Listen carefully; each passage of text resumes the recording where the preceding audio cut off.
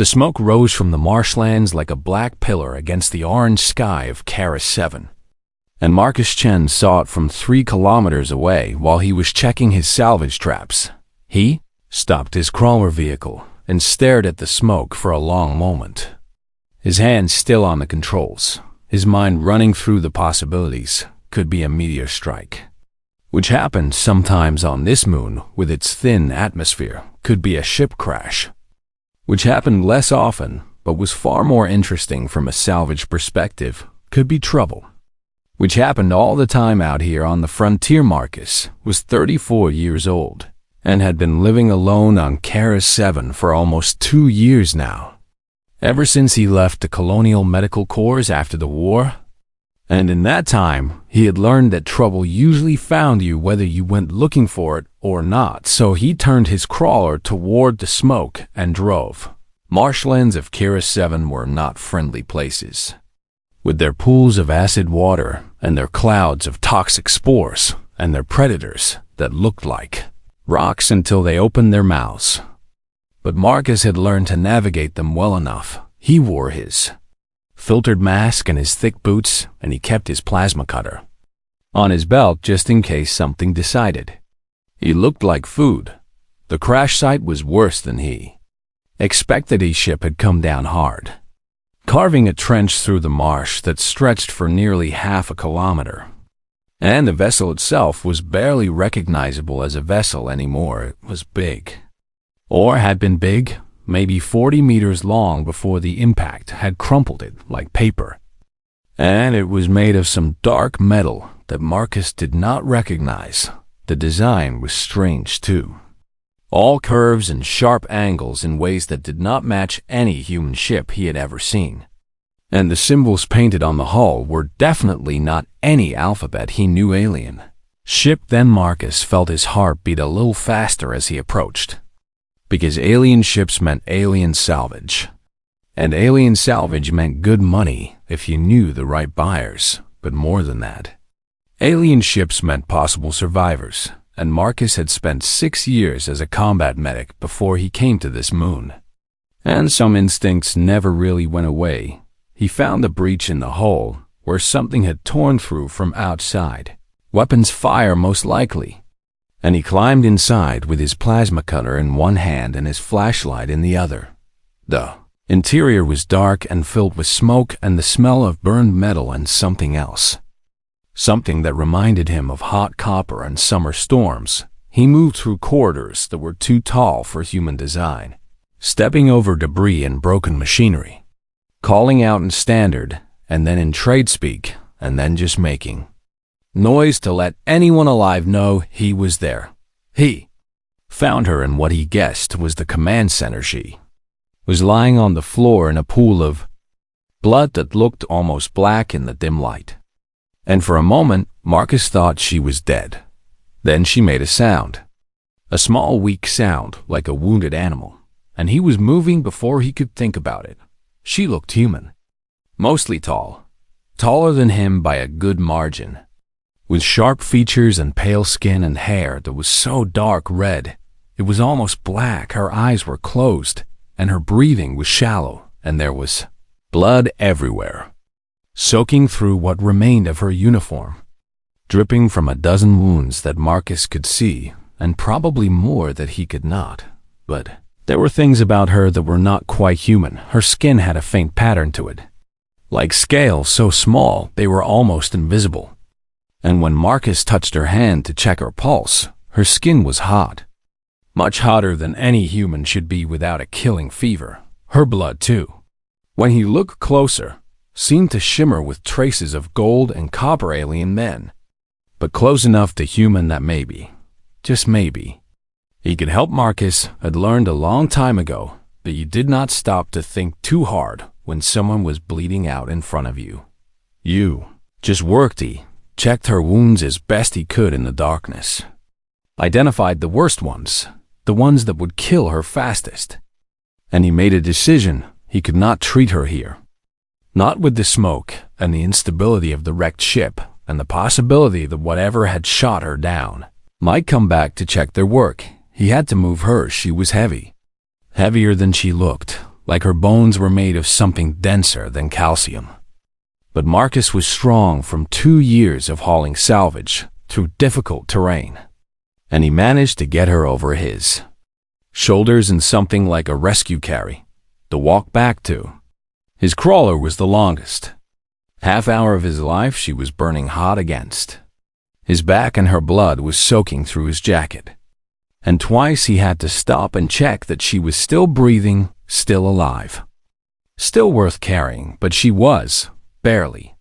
And Marcus kept walking. His shelter was nothing fancy. Just a prefabricated unit he had bought cheap from a failed mining operation. But it was clean and dry, and it had a medical bay of sorts. A small room with a surgical table and supplies that Marcus had been collecting since he arrived. He laid her on the table, and he got to work. The next several hours were a blur of blood and sutures and desperate improvisation. Her biology was different from human in ways that made everything harder. Her blood clotting differently, her tissue responding strangely to the antiseptics he had. But the basics were the same: stop the bleeding, clean the wounds, close what could be closed, and stabilize what could not. Marcus worked through the night and into the morning, his hands steady even when his mind was screaming that he had no idea what he was doing, that she was probably going to die anyway, that he should have left her in that wreck. But he did not leave her. He stayed, and he worked, and he did what he had been trained to do. When dawn came through the small window of his medical bay, she was still alive. Her breathing was stronger, and her wounds were closed, and her fever, if it was a fever and not just her natural temperature, had not gotten worse. Marcus sat down in the chair beside the table, and he looked at this strange alien woman he had pulled from a burning ship. And he realized he did not even know her name. He realized, too, that he was exhausted and covered in her blood, and probably in shock himself from everything that had happened. But she was alive for now. That was enough. He would figure out the rest when she woke up, whenever that might be. And in the meantime, he would do what medics always did when the crisis was over and the patient was stable. He would wait, and he would watch, and he would hope that he had done enough. She woke on the third day, and the first thing she did was try to kill him. Marcus was changing the bandages on her ribs when her eyes snapped open. And before he could react, her hand was around his throat, and she was lifting him off the ground like he weighed nothing at all. Her eyes were gold, pure burning gold with no white and no pupil. And in that moment, Marcus understood that whatever she was very far from human.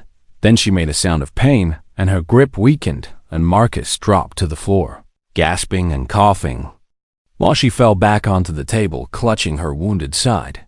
They stared at each other for a long moment. Eyes faded from gold to something more normal, a dark amber color that was still strange, but at least looked like eyes were supposed to look. She spoke in a language he did not understand. Sharp sounds that seemed to crackle with heat. Marcus held up his hands, showing her they were empty, showing her he was not a threat.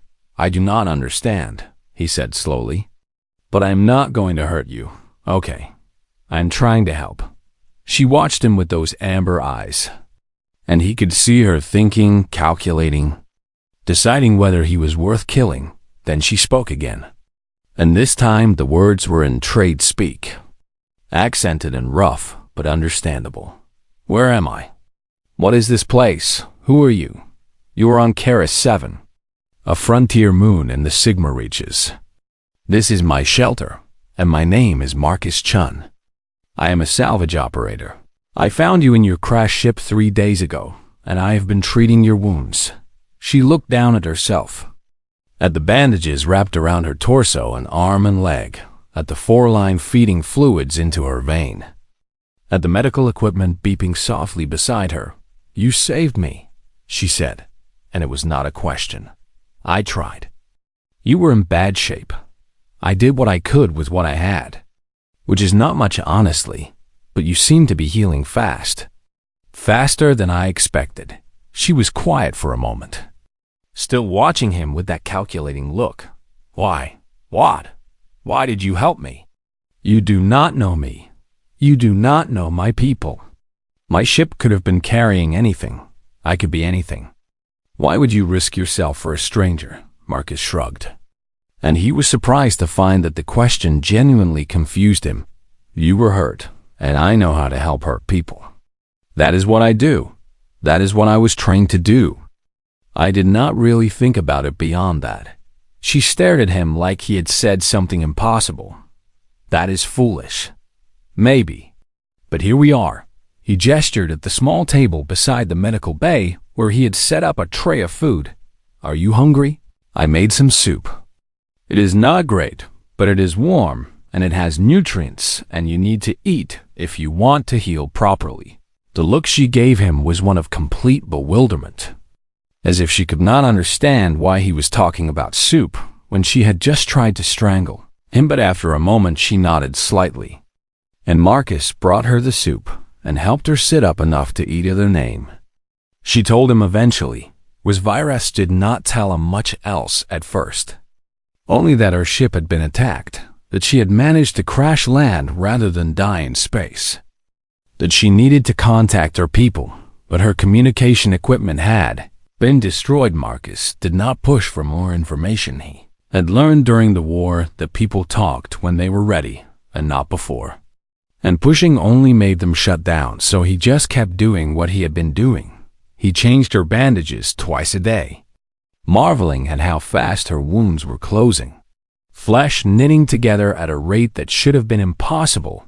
He brought her food and water and made sure she was comfortable. He talked to her about small things, the weather on Karis 7 and the creatures that lived in the marshes and the best places to find salvage. Just filling the silence so she would not feel alone. She listened more than she spoke, but slowly, over the next few days, she began to ask questions about him, about humans, about Earth and the colonies and the wars they had fought and the places they had gone. Marcus answered as best he could, not really understanding why she seemed so fascinated by such ordinary information. Your species, she said one evening as he was checking her wounds. How long have you been traveling between stars? About 300 years. Give or take. Why? And in that time, how many other species have you encountered? I do not know the exact number. Maybe 40 or 50 that we have made contact with, some friendly, some not so friendly. And how many have you destroyed? Marcus looked up at her, surprised by the question. Destroyed? We have not destroyed any. I mean, we have fought wars with a few. The Kethra conflict was pretty bad about 20 years back, but we did not wipe anyone out. That is not really our style. She made a sound that might have been a laugh. Not your style. No. I mean, do not get me wrong. Humans can be terrible. We have done awful things to each other throughout history. But a wholesale extinction of another species, that is a line most of us would not cross. Virith was quiet for a long time after that. You are a strange species, she said finally. I have heard that before. Is that a good thing or a bad thing? I do not know yet.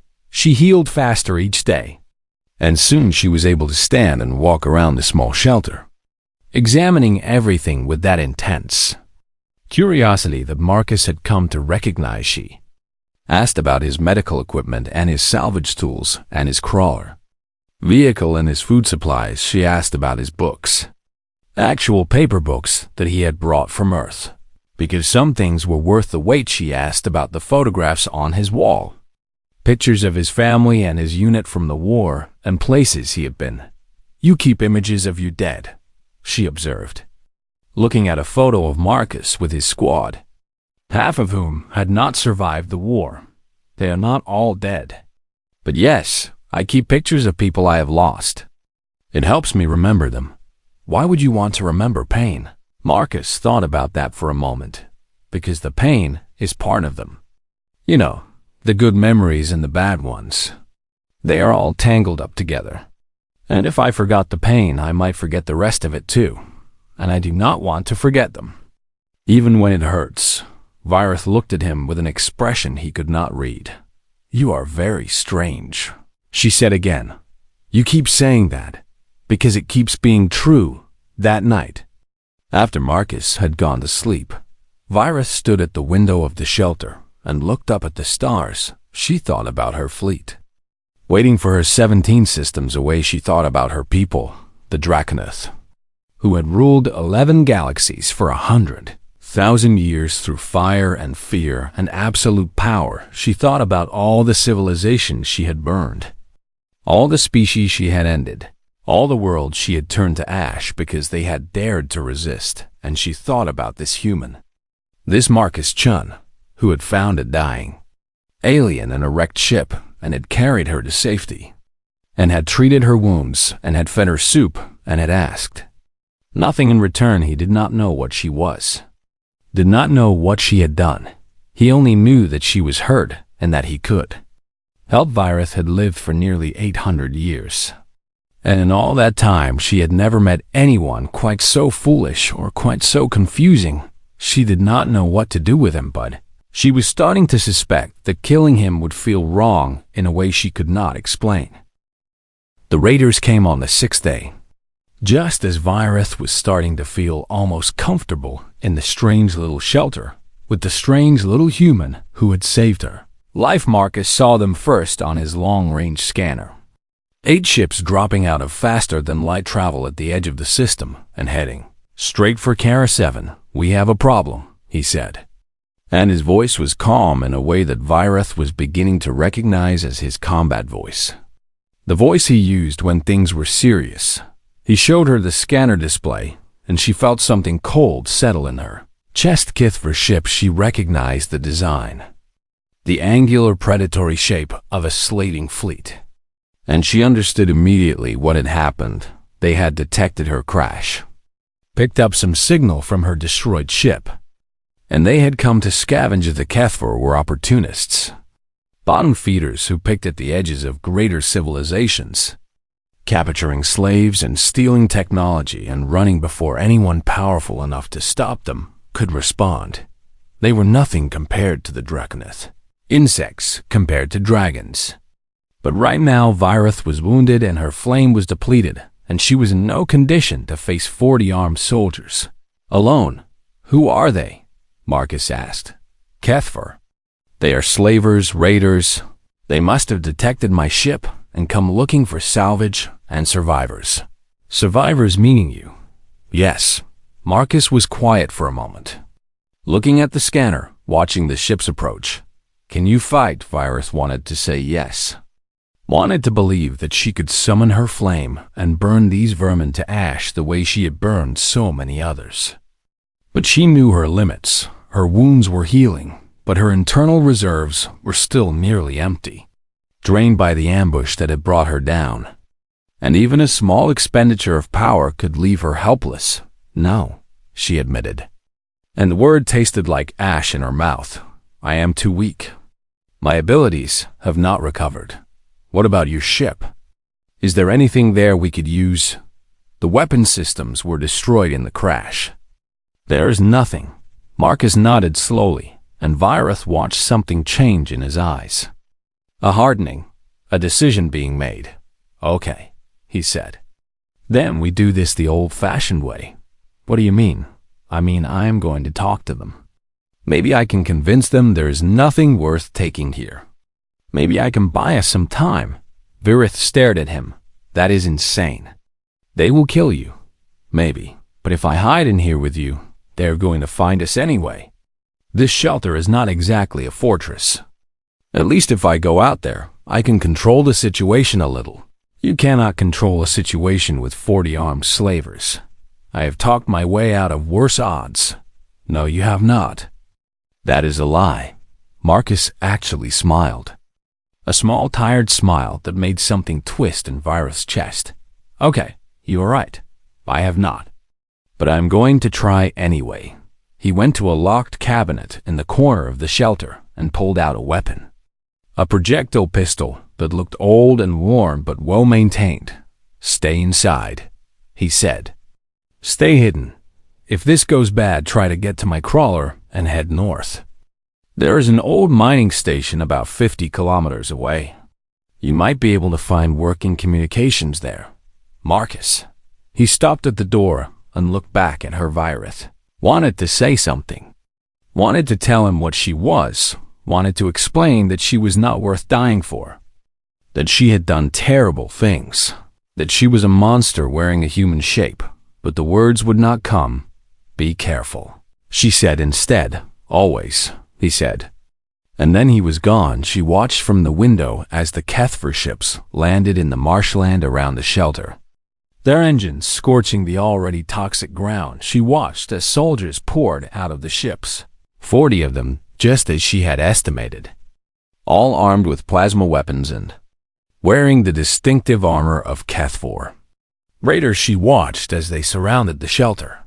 And as Marcus walked out to meet them with his hands raised, and that old pistol still on his hip, the HFY commander was a large specimen of his kind. Over 2 meters tall, with gray-green skin and a face full of ridges and teeth. He spoke to Marcus in heavily accented tradespeak, demanding to know what he was doing here, demanding to know if there were others, demanding to know about the crashed ship. Marcus answered calmly, his voice carrying through the thin walls of the shelter. Just me out here. I am a salvage operator. I saw the crash and went to check it out, but there was nothing worth taking. Just scrap metal and bodies. Bodies, the commander repeated. How many bodies? 3 that I saw. Alien, not human. Looked like they died in the crash. The commander made a sound that might have been a laugh. You are lying. Human. We scanned the wreck. There were no bodies. But we did find blood trails leading away from the ship. Leading toward this shelter. Virith felt her heart beating faster. Felt the useless stirring of her flame trying to ignite and failing. Okay, Marcus said, and his voice was still calm. Still controlled. Okay, you got me. There was 1 survivor. But she died a few days ago from her injuries. I buried her in the marsh. Then you will not mind if we search your home. Actually, I would mind. This is my property, and you have no right. The commander moved fast, faster than Virith expected, grabbing Marcus by the throat and lifting him off the ground. Rights, the commander said. You have no rights, human. You are alone on a worthless moon at the edge of nowhere. You have nothing but what we choose to leave you. Virith moved toward the door, not knowing what she would do when she got there, knowing only that she could not watch this happen. But before she could reach it, Marcus did something unexpected. His hand moved in a blur, grabbing the commander's weapon arm and twisting, using leverage and technique rather than strength. Commander's grip broke, and Marcus dropped to the ground, and in the same motion, he drew his pistol and fired 3 shots directly into the commander's face. The commander fell for a moment. Everyone was frozen in shock. The HFY soldiers and Marcus and Virith herself. Then everything happened at once. Marcus was moving, using the commander's body as a shield, firing his pistol with deadly accuracy. 2 more soldiers fell before they could react. Then a third, as Marcus grabbed a fallen plasma rifle and added it to his arsenal. The soldiers returned fire, and Marcus took a hit to the shoulder, the plasma burning through his jacket and into his flesh. But he did not stop. He kept moving, kept fighting, kept killing with a precision and determination that Virith had only ever seen in the most elite warriors of her own kind. 4 soldiers dead now, then 5. Then 6, but there were too many of them, and Marcus was only human, and the wound in his shoulder was slowing him down. They brought him down with a shot to the leg, then another to his already wounded shoulder, and he fell in the toxic mud of Karis 7 with his weapons just out of reach. But even then, even bleeding and broken on the ground, he was still fighting. Run! He shouted toward the shelter, toward Virith, his voice raw with pain but strong with conviction. Get out of here. Run. She did not run. She could not. She stood at the window and watched as they dragged him to his feet and beat him, and then dragged him toward one of their ships. She watched as they approached the shelter, searching for the other survivor their scans had promised them, and she felt something inside her shift. Something that had been cold for centuries began to warm. Not her flame. Not yet. But something else.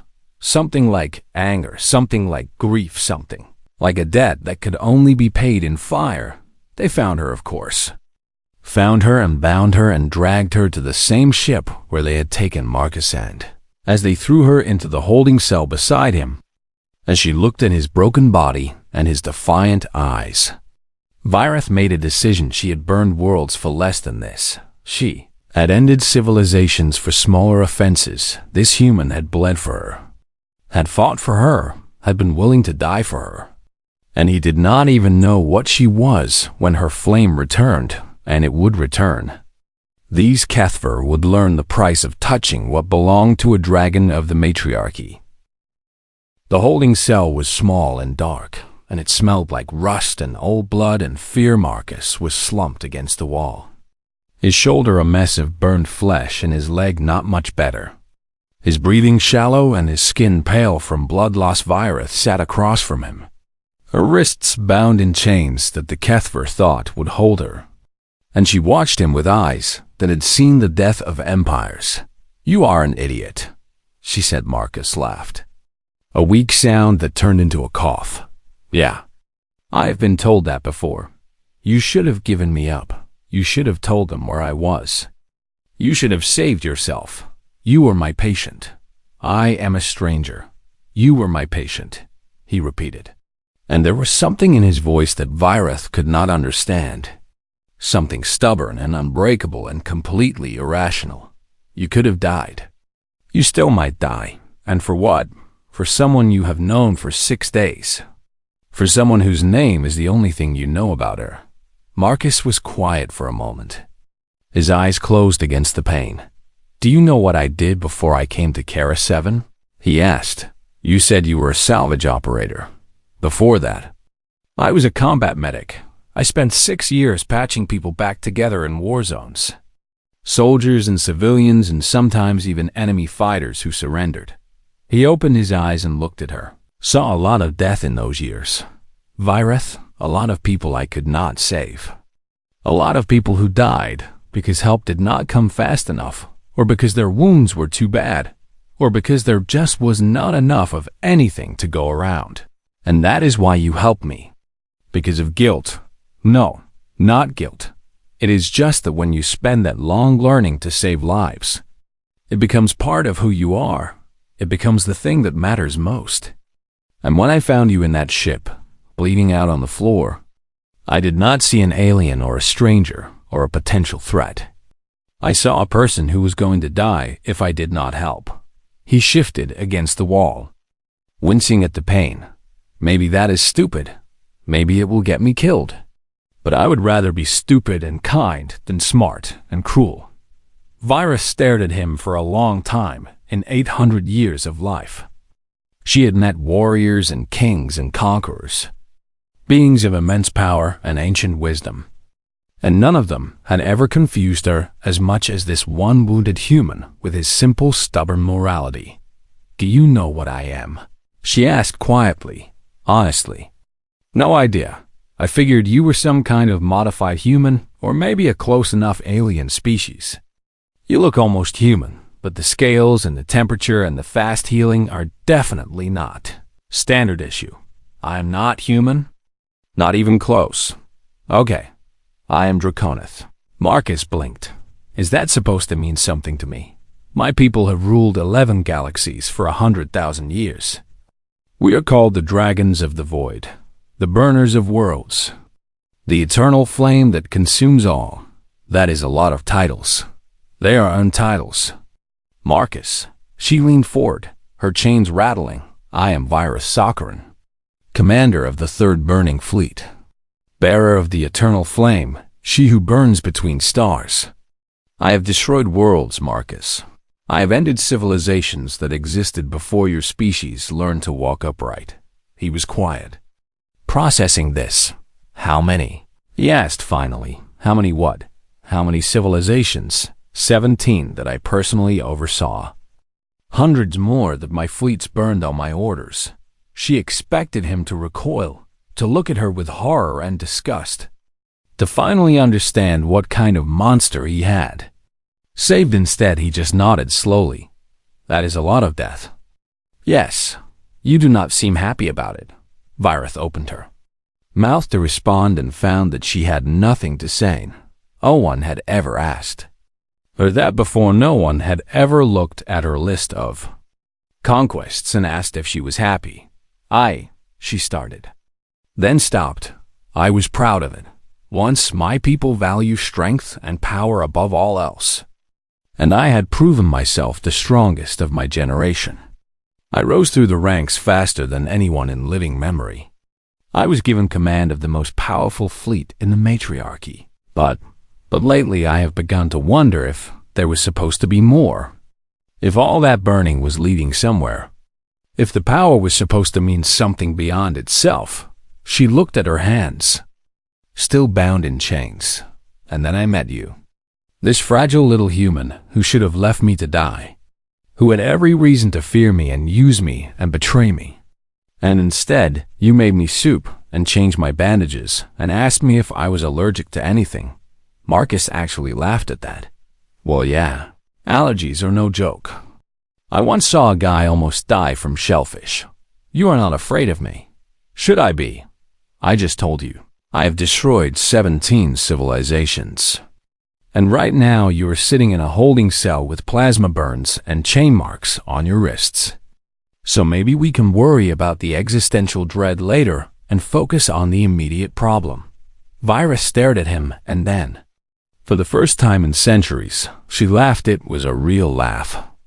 Not the cold, cruel laugh of the dragon commander, but something warmer. Something surprised and genuine. You really are an idiot, she said. Maybe. But I am an idiot who asks the important questions. Like, can you get us out of here? My flame is returning. Slowly, it has been building since they captured us. Another few hours, and I should be able to break these chains. And then what?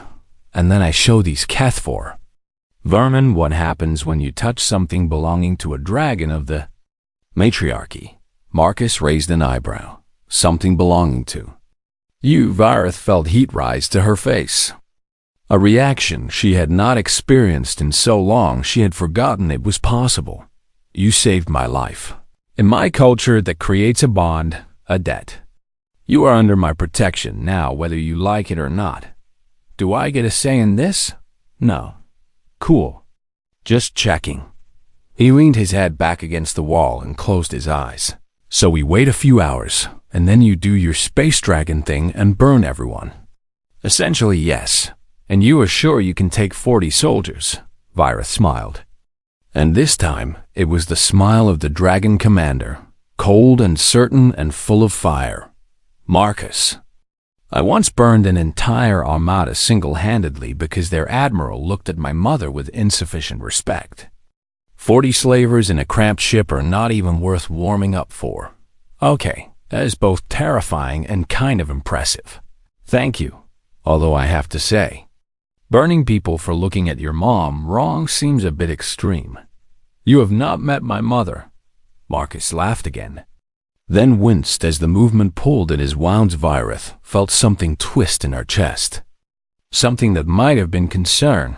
Rest, she said, her voice softer than she intended. Save your strength. You have lost a lot of blood, and you will need to be able to move when I make my move. Yes, ma'am. She watched him as his breathing evened out, and he drifted into an exhausted sleep. This human. This impossible, stubborn, foolish human.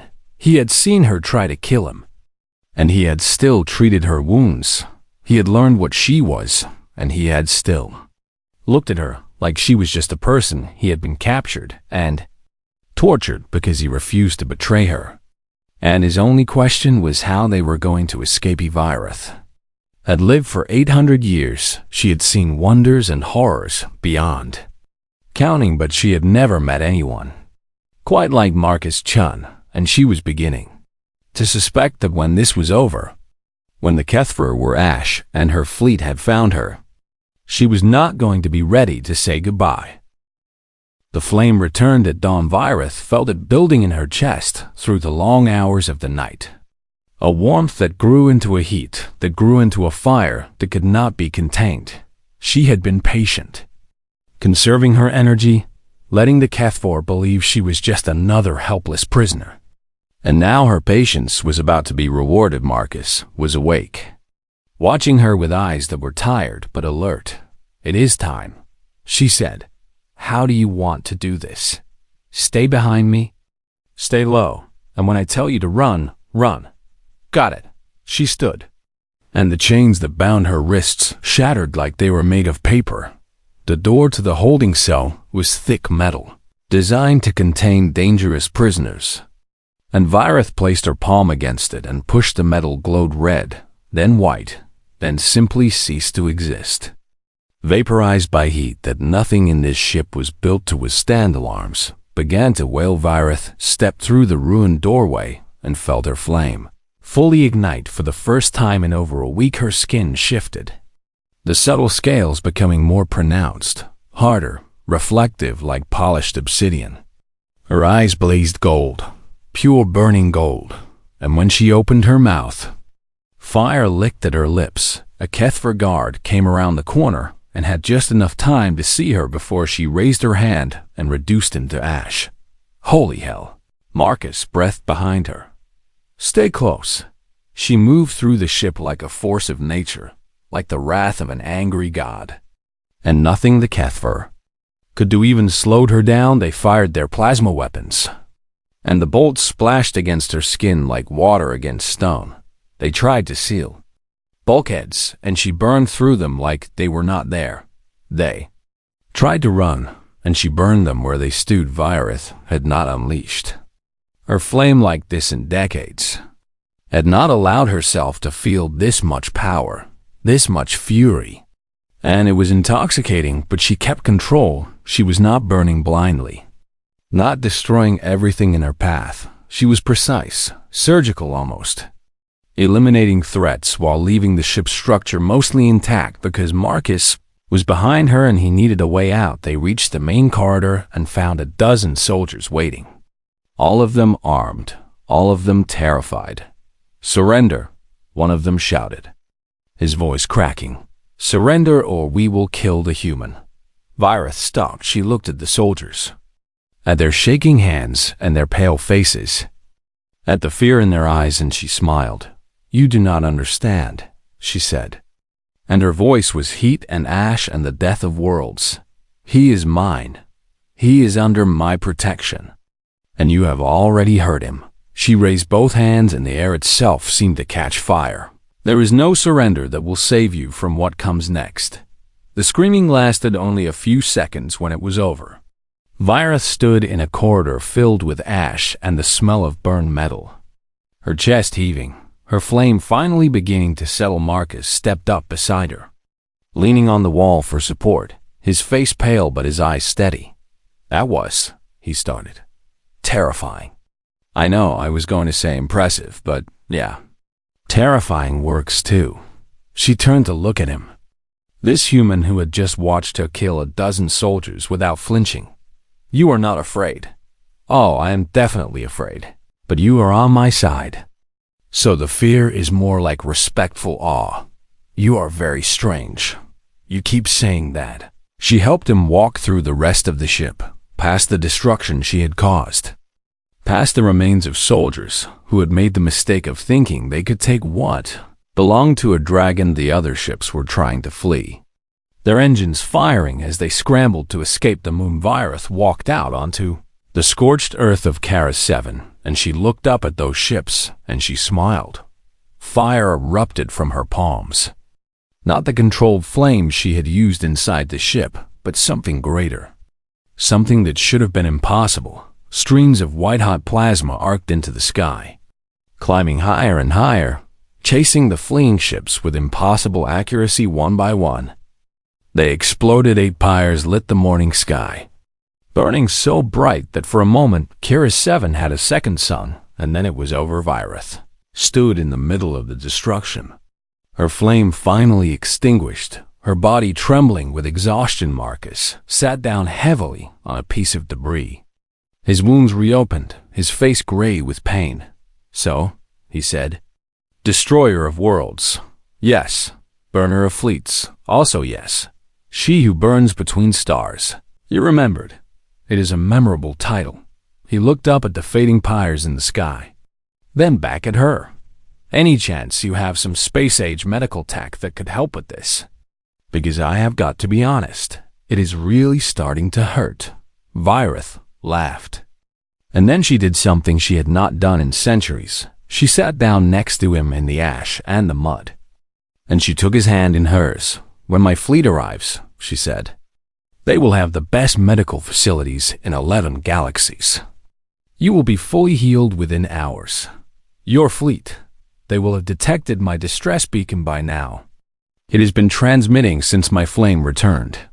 They should arrive within 3 months. 3 months is a long time to wait with plasma burns. I know. But I will take care of you until then." Marcus looked at her. At this ancient being of impossible power, who had just burned 40 slavers and 8 ships without breaking a sweat.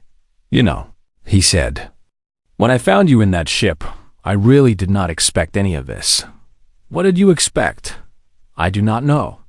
Maybe you would wake up, thank me, find a way to contact your people, and leave. Would you have preferred that?" Marcus was quiet for a moment. "No," he said finally. "No, I do not think I would have." 3 months later, a Draconith battle fleet dropped out of faster-than-light travel above Kara 7. The fleet admiral descended to the surface with a full honor guard, expecting to find their commander wounded and desperate. Instead, she found Virith, Sakharin helping a human repair moisture collectors, both of them covered in mud and arguing about the proper way to seal a pipe joint. The admiral requested an explanation. Virith looked at Marcus. This impossible, stubborn, foolish, brave human who had seen a wounded stranger and had simply helped, who had fought impossible odds, not for glory or gain, but because she was his patient, and that meant something to him.